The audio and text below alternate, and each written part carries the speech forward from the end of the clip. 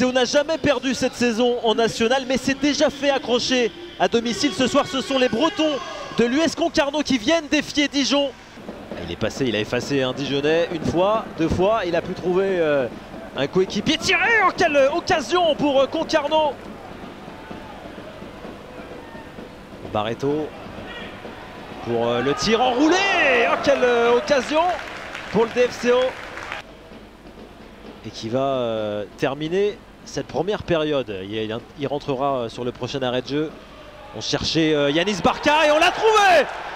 Yanis Barca cherchait et trouvait le buteur du DFCO juste avant la pause. Le DFCO qui ouvre le score. 1-0 face à Concarneau.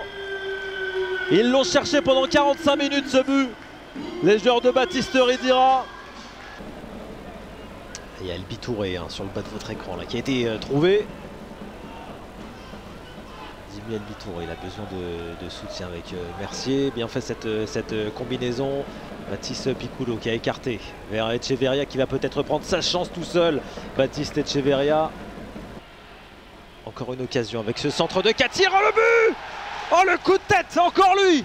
C'est Yanis Barca qui a encore frappé et qui a encore marqué. 2-0 maintenant pour le DFCO.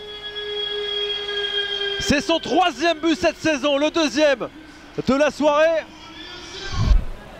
El Bitouré, pied un petit peu devant, il n'y avait personne côté DFCO, donc pas de jeu dangereux. Attention à la sortie de Paul Delecroix dans les pieds. Et il y a de la place, attention à ne pas l'oublier. Ismaël Diallo sur son couloir droit, il est rentré à la place de Zoran Moko en deuxième période. Oh quelle occasion!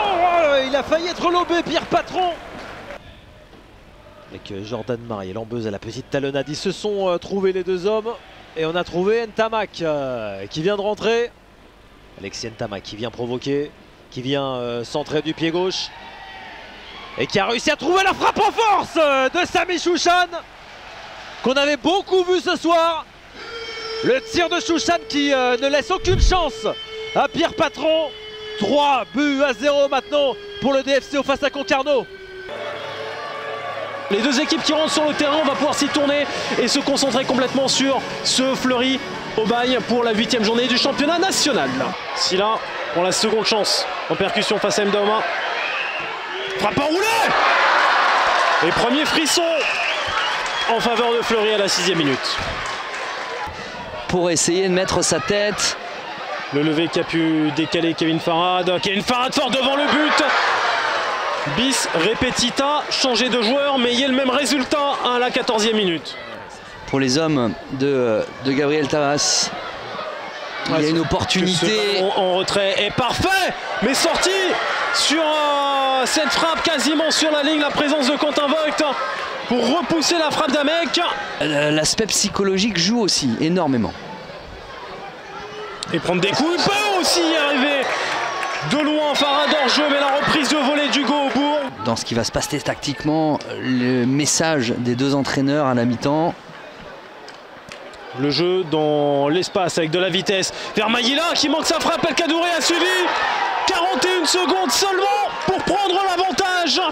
Aubagne a décidé dans cette seconde période de mettre vraiment le pied sur l'accélérateur et surtout le pied en opposition pour El Kadouri. Simple, rapide, efficace. Un premier but pour lui cette saison et 1-0 à la 46e minute. Premier poteau justement avec le contrôle de la vigne. Solution en retrait qui est une interception surtout d'El Kadouri, l'unique buteur. Et dans ces cas-là, on sait que ça peut aller vite. Attention, très attention, vite. attention, regardez, là, on a 4 joueurs. Et là, et la solution pour Chaban pour le 2-0. Et là, contre-éclair, illustration, 64e minute de jeu. Vous récupérez, vous y allez avec des courses synchronisées différentes, dont la profondeur. En 10 secondes, c'est plié. Chaban pour le 2-0. Ah, et là, quand on voit qu'on a 4 joueurs d'Aubagne pratiquement sur la même ligne. On ne se quitte pas tout de suite. Jonathan Rivas. Rivas résiste. Rivas dans la surface de réparation pour Béliard. Oh, ça c'est un vrai arrêt. Un vrai arrêt de Jordan Gilles. Le but était grand ouvert pourtant pour Béliard. Et c'est pas rien de l'avoir battu la semaine dernière, ici même, à Diochon. Pour pouvoir justement essayer de trouver cette porte qui à un moment donné va s'ouvrir pour... avec Benjamin Bezic qui a profité de l'erreur de Bouza Boucha qui s'était complètement troué sur sa remise de la tête. Déchet technique dans les transmissions. Mais là, Kenny Rocha me fait mentir. Il trouve Nassim Tikba qui percute, qui veut éliminer Moussa Gueye, le centre au second poteau. La tête et la parade de Boulendi. Oh, quelle occasion! La voilà, la première opportunité pour le FC Rouen. Cette tête de Saïdi et magnifique arrêt de Teddy Boulendi. Mais si Rouen est aussi fébrile techniquement, ou ici aussi d'imprécision technique, c'est que c'est les joueurs de David Le Frappeur qui obligent ça. Avec la percussion et l'ouverture du score d'Isridra Saïdi qui vient poursuivre sa belle série incroyable pour ouvrir le score et mettre le FC Rouen devant au tableau d'affichage. 1-0 face à Bourg-en-Bresse. C'est le point d'ancrage, hein, le pompier de service, l'équilibre. Attention là avec une bonne occasion peut-être pour les Burgiens. Benjamin Bezic qui va talonner pour Moussa Gueye. La frappe enchaînée, ça passe à côté. De toute façon il nous l'avait dit, enfin il nous l'avait montré depuis le début. On va attendre ce corner rapidement joué avec Kenny Rocha. Le centre renvoyé. Oh, attention la petite main et pénalty. Pénalty pour le FC Rouen avec ce mauvais renvoi et le carton jaune en plus pour, je crois que c'est Nathan Vitré qui avertit. Troisième possibilité de marquer sur pénalty pour Kenny Rocha qui est déjà à 4 buts dans ce championnat. Kenny Rocha face à Teddy Boulendi. Kenny Rocha, le poteau qui sauve Teddy Boulendi et qui sauve Bourg-en-Bresse. Toujours 1-0 pour le FC Rouen. Attention avec la vitesse de Faye qui va se défaire de Boulendi avec le but vide. Faye qui temporise. L'intervention ratée de Boulendi ensuite. C'est sous cette magnifique bannière préparée par les Versailles fans que le FC Versailles entre sur la pelouse pour accueillir Quevilly-Rouen Métropole. Un match des opposés entre une équipe versaillaise toujours invaincue dans cet exercice 2025-2026 et une équipe de QRM qui a déjà changé son coach à la 6e journée et qui a connu sa première victoire la semaine dernière sur la pelouse de Bourg-en-Bresse-Péronard. Exactement, parce qu'en fait, on va peut-être essayer de finir ça. Attention, Jordan Le Borgne avec, c'était Van Den Bosch qui avait été alerté dans cette surface et qui va s'écrouler. Et penalty sans hésitation pour monsieur le paysan. Avec, eh bien c'était même Théo Pionnier pardon, qui avait récupéré ce ballon, l'avait parfaitement contrôlé. On va revoir là sur cette action.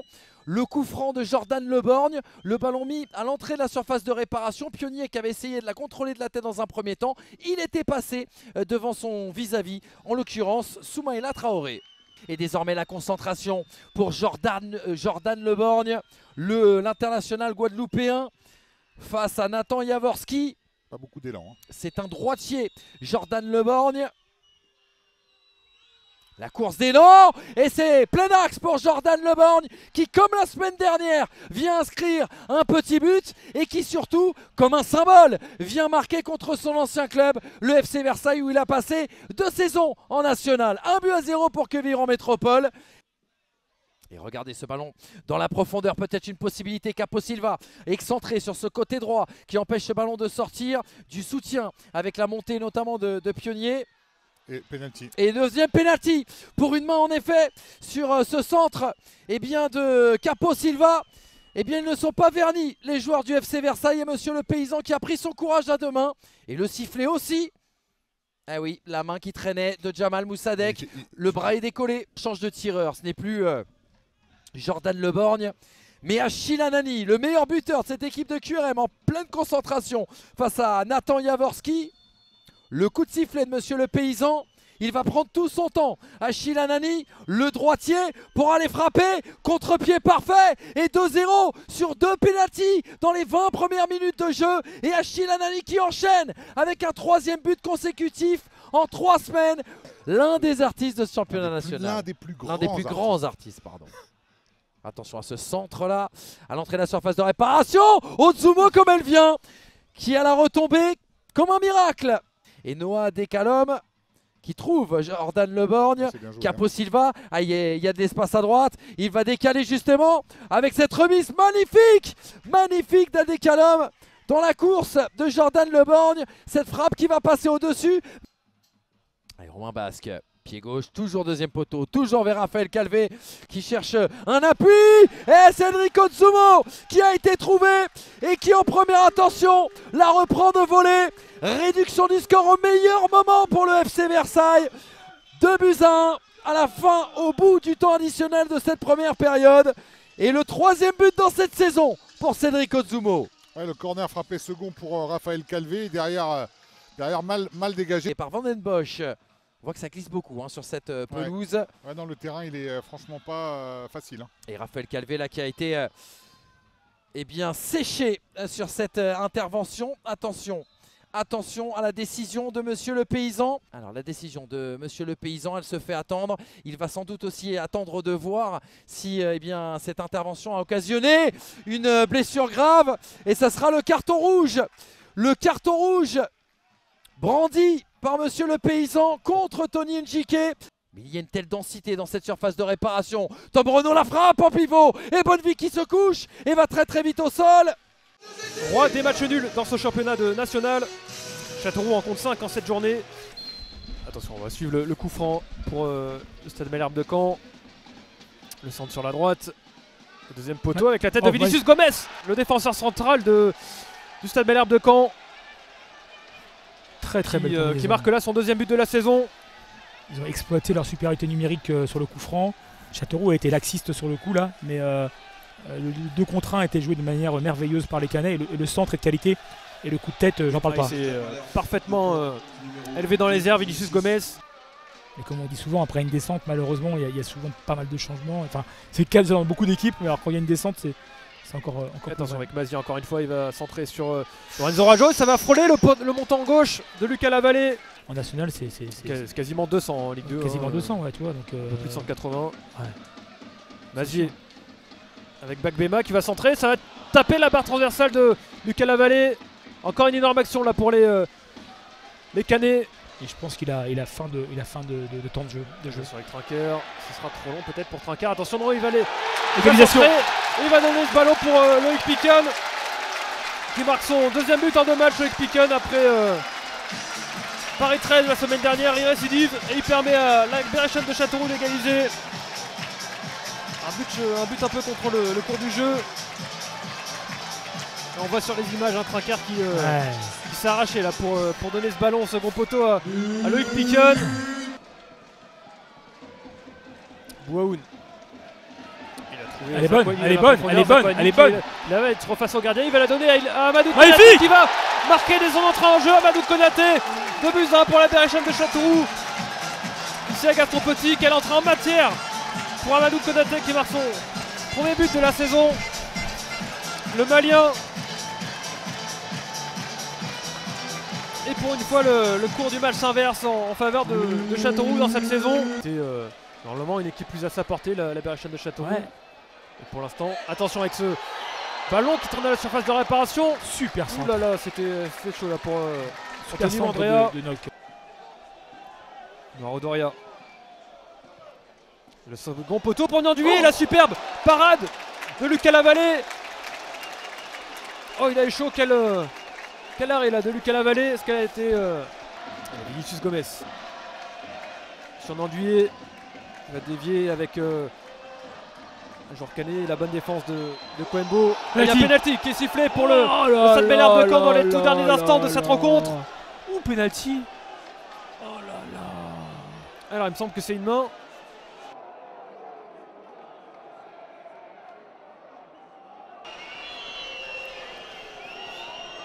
Le penalty qui va être tiré et ça va être stoppé par Lucas Lavallée. Et finalement incroyable. Incroyable. Waouh! Yvan Botelia qui manque. Et le pire, c'est la 2e chance. Wow, il la loupe. Il manque totalement à 4 mètres du but. D'égaliser à son équipe canaise. Alors que vous le voyez, les 22 acteurs et le trio arbitral sont en train de faire leur apparition sur la pelouse du Stade Massot. Dans le pressing de Donat. Attention à la perte de balle peut-être. Oh, peut-être l'offensive là menée avec Dadoun qui va essayer le petit lob de Dadoun. Ouh, ça vient flirter avec le poteau de Carvalho. Le retour de Barry et ensuite le pied d'appui qui est venu taper. Oh, le rouge! Le rouge pour Dadoun. Mais ça va revenir avec Goumeau. Dans la surface, il rabord. Et non, pas l'ouverture du score. Arrêt peu académique de Sanou. Mais il a sorti ce ballon, il me semble, sur sa ligne. Un duel aérien et un coude mis dans les cervicales de Thomas Galem. Fati qui pénètre dans cette surface de réparation. Fati qui se remet sur son pied gauche. Fati aux prises avec deux joueurs. Il remet à Paul Wade. La frappe, ça passe au-dessus.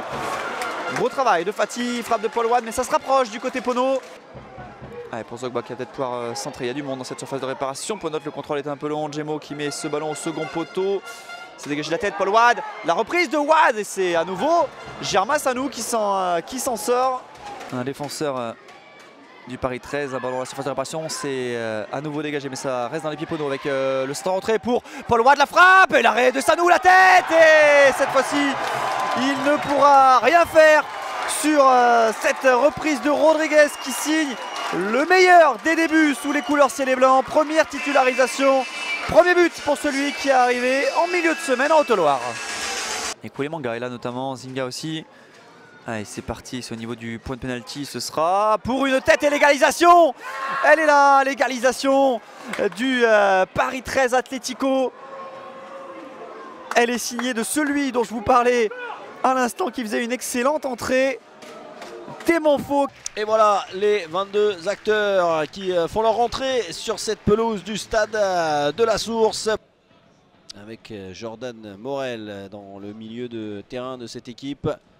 Et Obiang avec le centre, Obiang avec le premier ballon. Finalement ça arrive peut-être jusqu'à Sanchez, c'est pas fini avec le décalage. Et encore une fois ça finit au fond des filets. Arthur Lalias après seulement 1 minute, un peu moins même, permet à l'USO de mener 1-0 et de marquer son premier but en national. C'est signé Arthur Lalias. Ça traîne dans la surface, Lalias qui décale finalement Berthier, ça revient sur le jeune joueur de 22 ans formé au club. Intervient mais trouve Sanchez sur sa route en 2 temps. Sanchez va trouver son partenaire Guillaume Kous qui va mettre un ballon dans la surface de réparation avec Fadel Koumisti. C'est pas fini, Lalias. Ça fait déjà 2-0 pour l'USO. Incroyable début de match, un doublé en 4 minutes, des débuts de rêve face au Stade Briochin. L'USO mène 2-0. Quel début de match, déjà 2-0 avec Guillaume Kous qui met ce ballon, Fadel Koumisti et derrière Arthur Lalias. Et ben, son premier but en national, ce n'est pas un simple premier but, c'est un doublé. Et l'accélération, pourquoi pas avec Fati, Mickaël Fati qui s'est manqué, Charlie Jean qui capte ce ballon, quelle occasion. Benjamin Angois pour dégager ce ballon, je crois que Guillaume Kous a été contré par son propre partenaire. Attention, c'est pas fini, Guillaume Kous, encore la reprise. Et la parade de Franck Lostis. Ce ballon qui traîne encore dans la surface de réparation. Le Boudin encore sur ce côté droit. Avec Guillaume Béguin dans la surface, c'est bien fait. Guillaume Béguin et la parade de Charlie Jean. Il parvient à relancer ce ballon mais à le rendre surtout avec Greg Berthier. Sanchez maintenant avec El Koumisti qui retrouve Sanchez. La frappe de Sanchez. Et Lostis qui repousse. Et l'accélération de Diaco pour son premier ballon pour trouver Arthur Lalias. Arthur Lalias, l'accrochage et il y aura pénalty. Il y aura pénalty pour l'USO contre Fatal. Le carton jaune à l'USO, la concentration du goléador, c'est parti. Et ça finit au fond des filets, l'USO qui mène 3-0 après 63 minutes de jeu grâce au 5e but de cette saison, signé Fadel Koumisti. Marqué par le numéro 9. Avec le contre à venir, peut-être avec Conan, Christian Conan qui va accélérer avec ce ballon. Le centre à destination de Conan, la surface, la frappe. Diak avec un petit peu de champ devant lui qui va centrer au 2e poteau avec l'arrivée de Stanjano. Oh, il est beau ce but, la réduction de l'écart pour le Stade Briochin, elle est méritée. Ils sont allés porter le danger encore une fois sur la cage de Charlie Jean.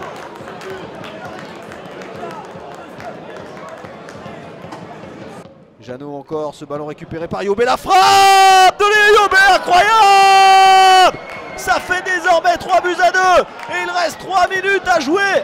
Incroyable ce qui est en train de se passer. La frappe de Léo Yobé qui trompe Charlie Jean et cette équipe de l'USO qui pensait que tout est fait.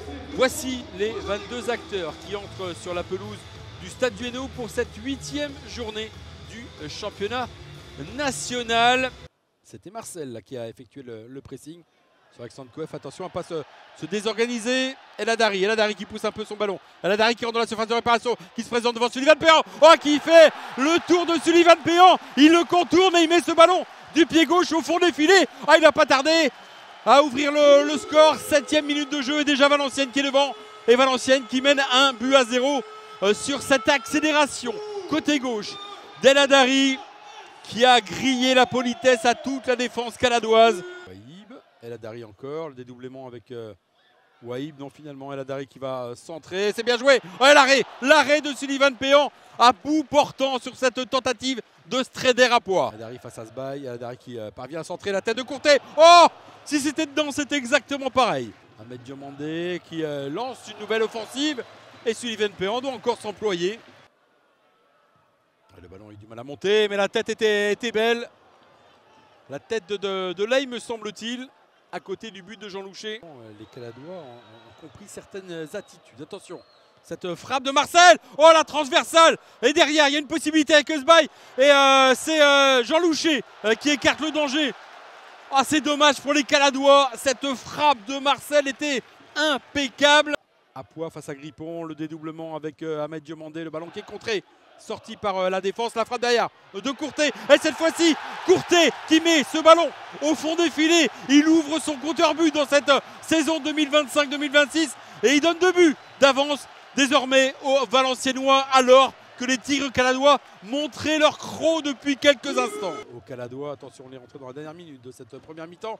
Le ballon pour Ley. Ley, le petit ballon piqué à côté du but de Jean Louchet.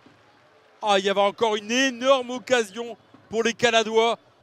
Face à Waïb, Sbaï en première attention là qui centre. Toumain qui frappe et Jean Louchet qui s'interpose. C'est la fin de cette partie sur cette victoire valenciennoise. 2-0 face à Villefranche en Beaujolais. Bonne période actuelle pour Valenciennes qui a enchaîné une victoire, un nul et une autre victoire.